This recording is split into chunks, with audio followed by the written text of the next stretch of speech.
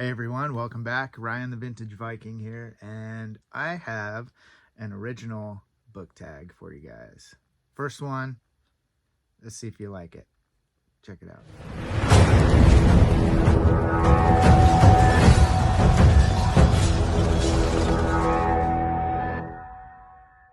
First time ever doing this. So I've done book tags from other people before, but I've never made one. So I thought, hey, why not? Sounds like fun. Let's do it. I think we should call this one the ultimate Halloween book tag. Sound good? Simple, to the point, covers all the bases. I think so. And if you don't know what tags are, basically it's a series of questions. You tag other people, they answer the questions, you get to know them better. Kind of cool idea. I like it. I think it's fun. If you could spend a day with any horror book character, who would it be and why? And what would you do together? Where would you go? What would you see? Is there places you'd show this person? Is there people you'd like to, terrify? Whatever. What would you do? Who would you spend it with? And what would you do? Which horror book do you wish had a different ending? And how would you rewrite it? That may entail some spoilers, so maybe clarify ahead of time you're going to spoil the ending of a book if people haven't read it. But it would be really cool to see, because I hear a lot of times people saying, I don't like the end of this book. So what would you do? How would you rewrite it? What would you change? What is a lesser known horror gem that you think deserves way more attention? And why is this book so unique that it should be kind of top of everybody's charts? Number 4 has 2 parts. What is a horror book to movie adaptation that you loved, that you thought they did super well? What made that so special? And what is one that you hated? What did they do wrong? How did they fail in making this adaptation? What is a horror book that has actually given you nightmares? Is there a book that has actually terrified you so much you're seeing these images that you've conjured in your mind from reading appearing in your nightmares? Share a horror book that has successfully caught you off guard or surprised you with a crazy plot twist, like something that you did not see coming. What is a book that has done that for you in the past? What book has actually made you question your reality, caused it to just blur the lines between what is real and what is not? All right, this one's a little fun. We're going to do a little bit of show and tell here. So, what are your top 5 favorite horror book covers that you own? Hold them up, show them, give us a visual of your top 5 there that we can see, and then tell us about it. Why is this your favorite? All right, give us a recommendation of what book actually balances like gore and suspense kind of perfectly. It's not too over the top where it's just gory for the sake of being gory, or extreme for the sake of being extreme, or it's not, doing that and lacking in the suspense department, or it's just too suspenseful but not enough of anything else. Is there one that kind of balances that for you?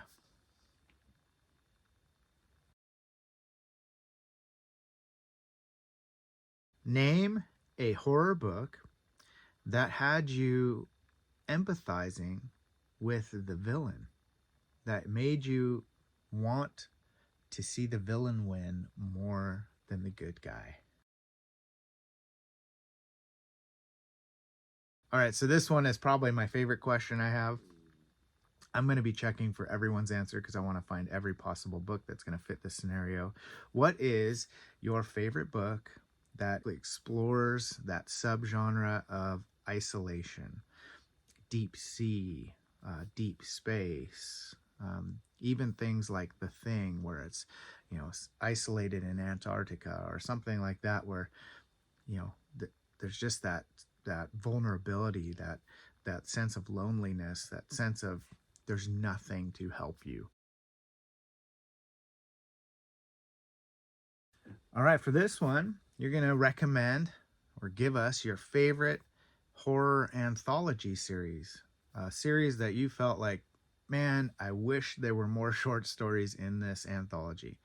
Uh, some of them have short stories where there's just a couple in there that you like, but there are a few out there that every short story in that series or that anthology or that collection or that compilation or whatever word you want to use, all of them just hit the pinnacle and you wanted more. Is there any book like that?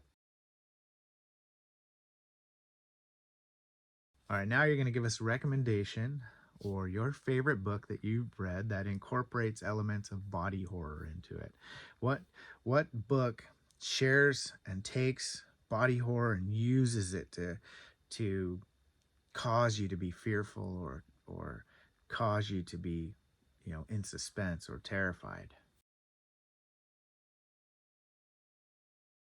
Or this one's kind of an interesting one, I think, as well. Give us a recommendation of a book that really covers the themes of maybe obsession and addiction, things like that put people in a state of mind that they do things that they would never normally do because of this obsession or because of this addiction, that would take them to this just um, dark depths of a character's mind, and showing that kind of destructive nature of that obsession or that addiction.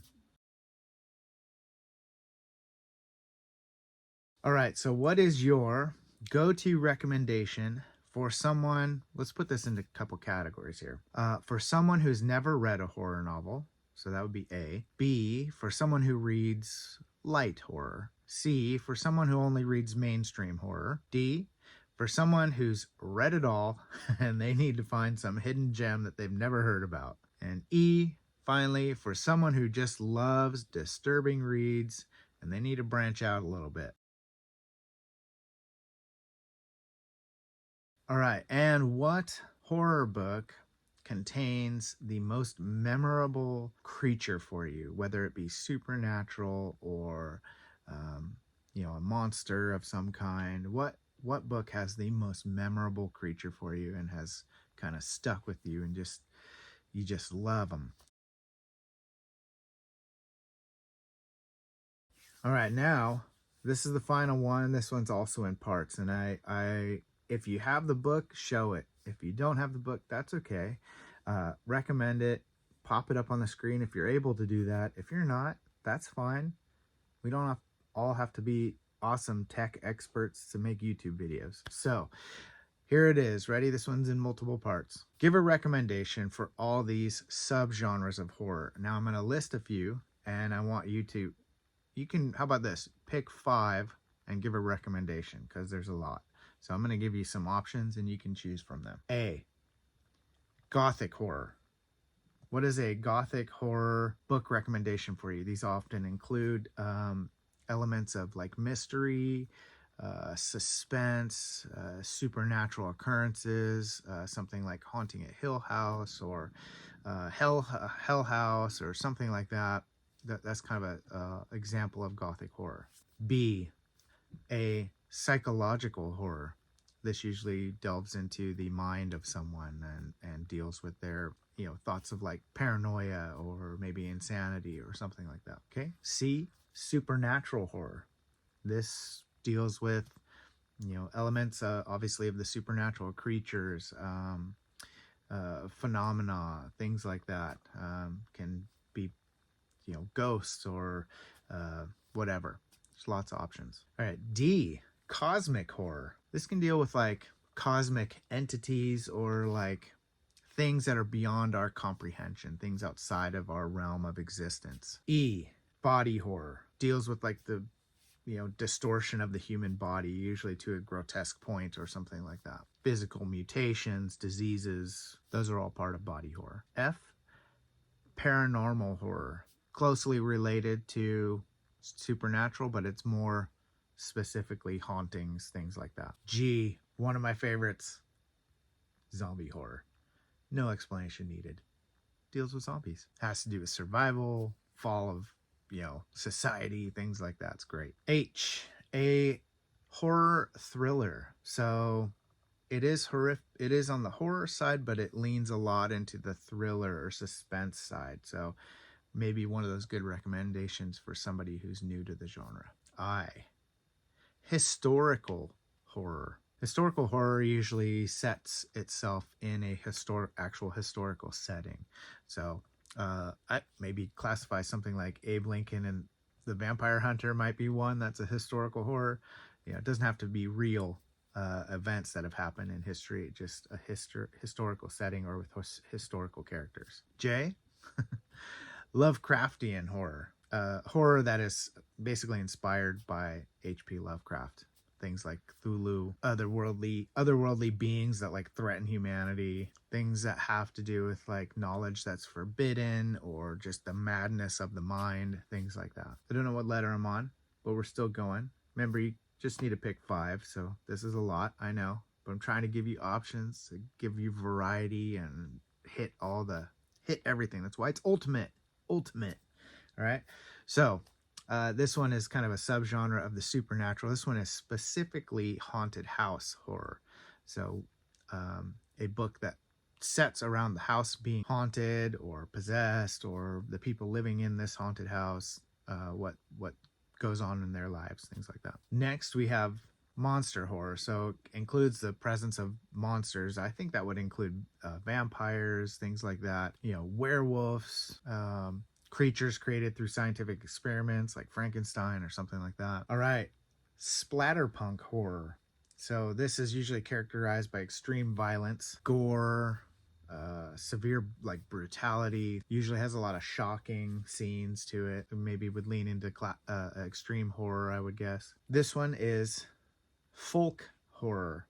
So usually having to do with myths or legends or something along those lines. Okay, psychological horror. This is probably leaning into one of those other subgenres a little bit, but this tends to be more thriller, suspense, having to do with like psychological, like manipulation of the mind or things like that.